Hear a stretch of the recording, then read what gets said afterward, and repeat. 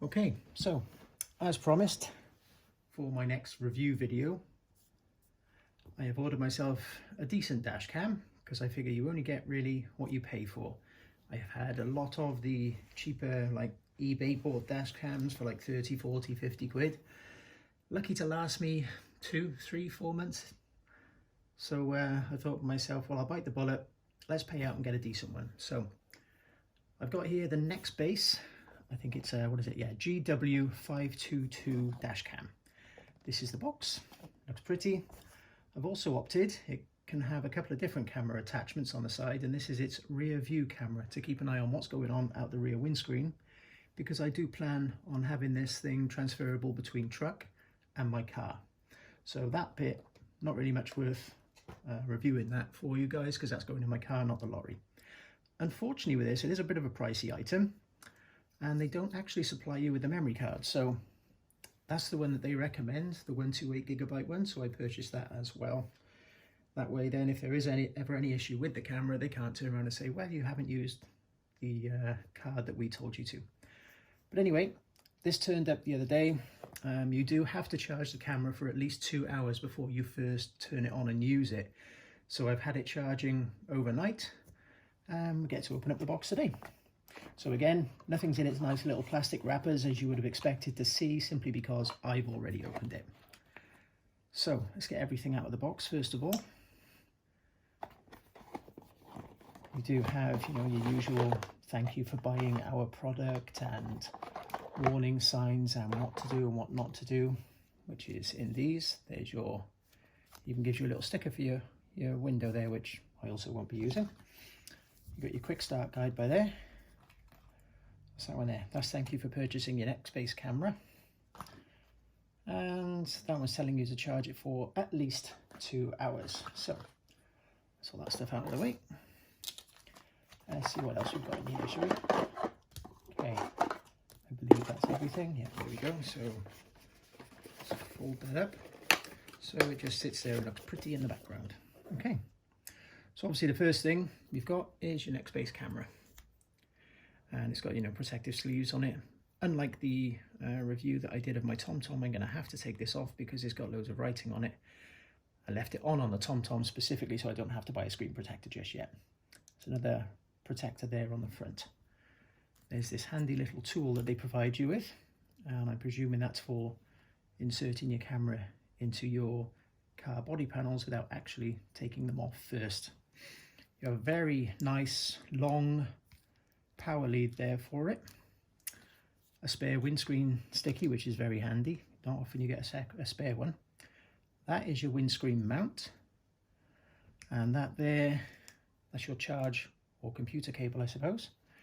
And that there is a suction windscreen mount. So that one, yeah, that one sticks on permanently. That suctions. Okay, and I'm presuming, yeah, there you go. So basically that goes on your windscreen. When you push that closed, it sucks that in, drags it onto the windscreen. So if we have a look at the quick start guide then. So it says on there to insert the micro SD card first. And like I said, I purchased the one that they recommend. It comes with this adapter for when you want to use it in your computer. So where are we? Camera's that way round. Card goes that way around, and slot that in there. They're a bit of a pain to get in because you've got to push them quite far in to get the click to go. There we go, and that's that in. So if we go to number 2, remove. Okay, that comes off. Right, so there we go. Well, that's quite strong magnetic pull on that too. So pull that off. Then you're supposed to route your cable. As you can see, that's the routing tool. Your cable, get up on the windscreen, so you take it wherever your cigarette lighter is, under the dash, up the pillar, across and down to your rear view mirror where most people put your cameras. And then it tells you your mount, which is this thing, attaches. Oh, there we go. Yeah, that's quite a good strong, it is literally just a strong magnetic. That is very strong. I suppose it has to be, it's going on your windscreen.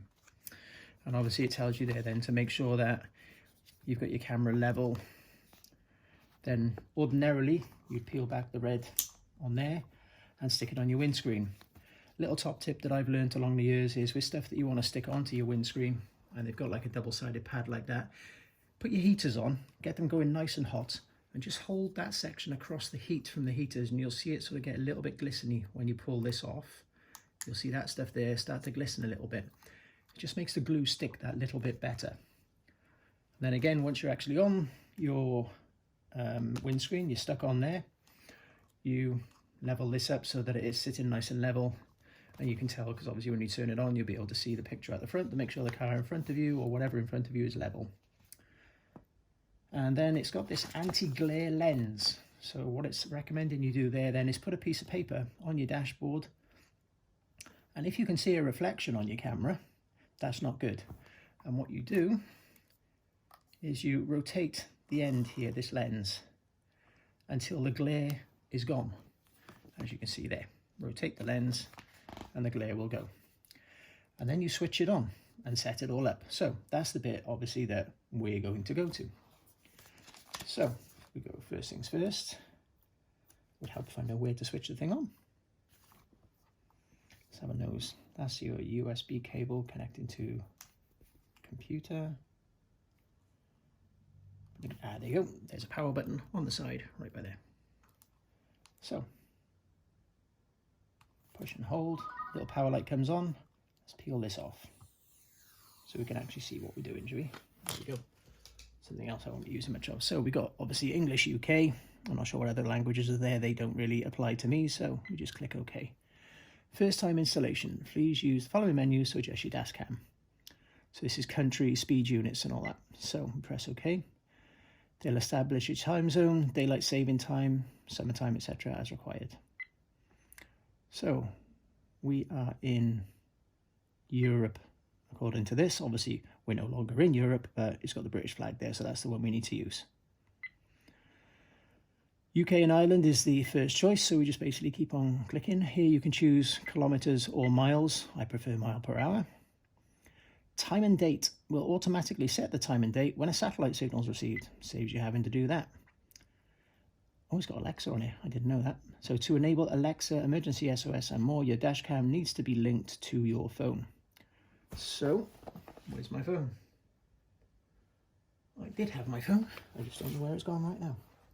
Anyway, I'll have to set that up a second. Give me 2 seconds while I go and find my phone.